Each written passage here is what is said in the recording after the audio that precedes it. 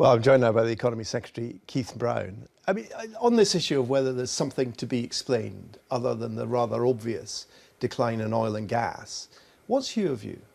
Well, there's two things. First of all, this is very good news, not just because of the 4 times the rate of the UK growth, but we've also seen productivity increase. We've got a record number of businesses in Scotland now.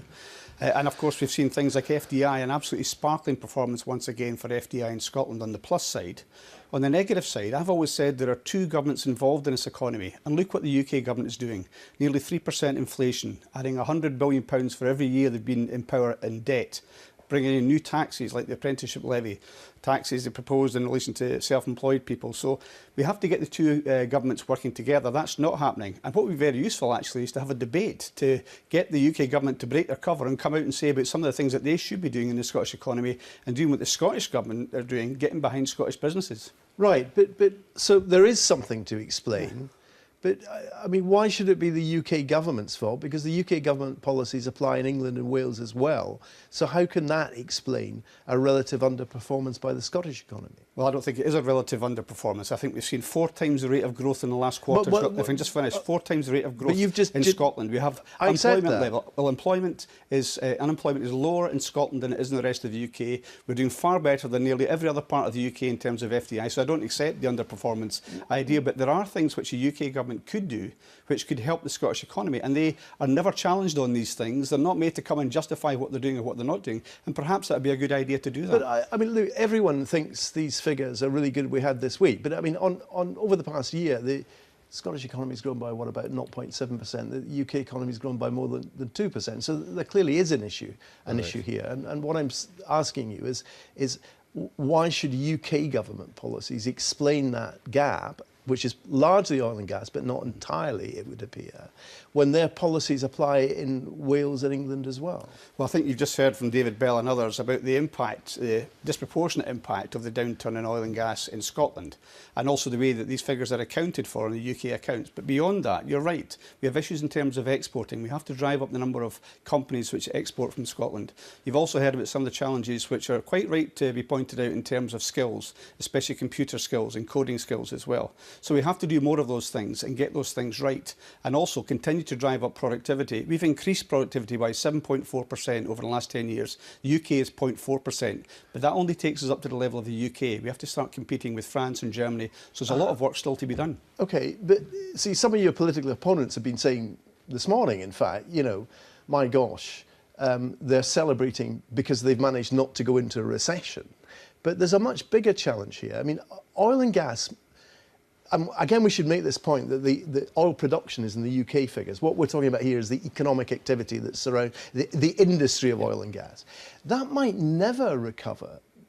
Well, I don't think that's the case. I mean to the levels it was before. I mean it won't recover a bit. Well, first of all, I'm not celebrating. I think these are good figures and encouraging. I've not had any celebrations about that. What we have seen is a salivating by the opposition parties trying to talk up a recession before these figures came out.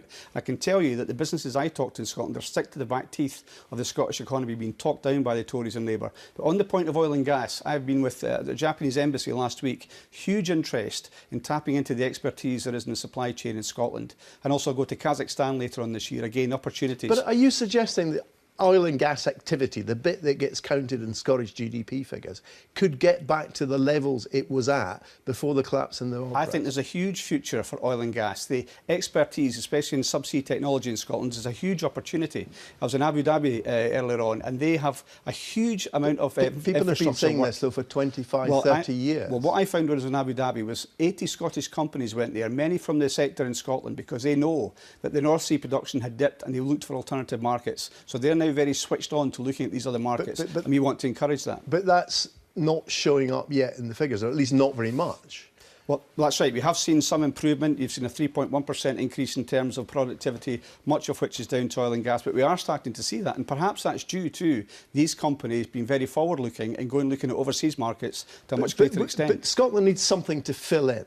Now, I remember back when the SNP first came to power, all the talk was about renewables. Now, I know renewables creates jobs because you put up wind turbines and people maintain them, but that wasn't what was meant. What was meant was that, particularly with offshore, that Scotland could develop a new industry, it could be manufacturing, it could be expertise.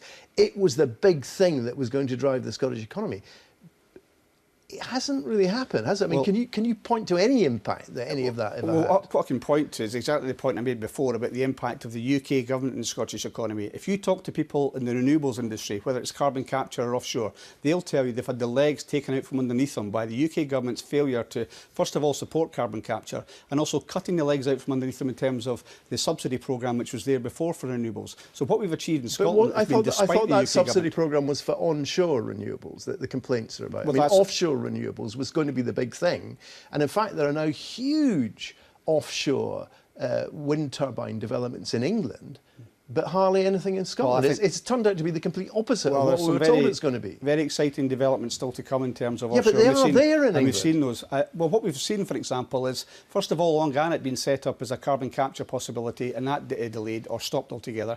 Peterhead then being looked at in the same way, and the UK government stopping that. And the point I'm trying to make is, what we've got in Scotland is a government, if you look at the various indicators, not just growth, productivity, employment, number of businesses, FDI, a very good performance. Look at what the UK is not doing, and also look at the lack of scrutiny of what the UK is not. When was the last time you had somebody from the UK government talking about the economy in Scotland in the studio and holding them to account? We should do that. We're getting behind businesses in Scotland, and we've got an anti-business Tory government down in London. Well, yeah, I mean, you know, governments are held to account over the economy. Do you think that you need to do anything? From what you're saying, you don't need to do anything. It's all fine. I've just or is there anything? I mean, apart from you've mentioned encouraging exporters and all the rest of it, but do you need to take any bold new initiatives? For example, Scottish Labour over the last few days have said, look, why don't we have a £20 billion Scottish investment bank? Is that? I know there is one already, but it's nothing like that scale. Well, we've asked a number of times. In fact, most recently, the Council for Economic Advisers has asked the UK government, because we have to get the borrowing consent, if not direct support from them to do this. That's the way that the rules work currently. For £7 billion, we asked through the Scottish Futures Trust before to do exactly that, in the way that other countries can support their infrastructure, take some bets on some really innovative companies and support them with that bold measure. We don't have £20 billion. I wish that we did. We're stuck with the Tories, which Labour are happy to support in this regard. If we had that ability to do that, as other small countries do, we could make a huge impact. But in the meantime, what we have to concentrate on, so doubling the number of SDI staff we have in Europe, massively increasing your message to presence. Labour is you'll do a £20 billion Scottish investment bank if Labour can suggest how you find the money. Would it be the case that Labour had supported our calls to have the £7 billion, either when it was a Labour government previously or the current Tory government? Of course we'd want to set up that kind of initiative. While you're here, the other thing that we haven't seen from the Scottish Government or from the SNP is your economic plans for independence. Now, OK, referendum might have been kicked into the long grass for the meantime, but you're going to have to come up with something. Andrew Wilson's been in his room with all that black coffee and all those spreadsheets, seemingly forever. Are you planning soon to come out with something specific? We'll come out when we think the time is right. And as you've just said, the First Minister has said that we'll not be having a referendum until Brexit is clear. So it's right the work goes on in the meantime. That's the right way to do these things. So Andrew's been kicked into the long grass as well, I didn't see any of this work going on prior to Brexit or even since Brexit, the Brexit vote either. So we will work on that. We produced an extremely extensive document last time, over 600 pages in the white paper. And we'll also provide, before the last referendum. Yeah, no. I mean, when are you... When the work is ready, when the time is ready to do that, we'll produce that information. In the meantime, you'll get on with the business of supporting business in Scotland. Right, but you can't give us a day or even a year when we might see this marvellous report. We'll have to wait and see when the referendum is. But unlike Brexit, this SNP and the Scottish Government produce a detailed prospectus of what we intend for an independent Scotland. All right, and Keith Brown, thank you very much indeed. Now,